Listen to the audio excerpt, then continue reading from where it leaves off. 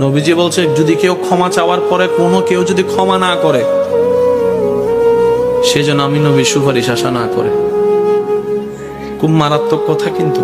সেজন্য নবীজি বলছেন, হে আমার উম্মত, যা জামিলা হয়েছে, যার সাথে হয়েছে, তুমি ক্ষমা করে দাও, তুমি ক্ষমা করে দাও। সে ক্ষমা চাক না চাক, তুমি মাফ করে দাও। তুমি যদি মাফ করলে তোমার ইজ্জতের কমতি হয়, আমি মুস্তাফা থেকে হাসরের ময়দানে তোমার ইজ্জত বুঝে নিও।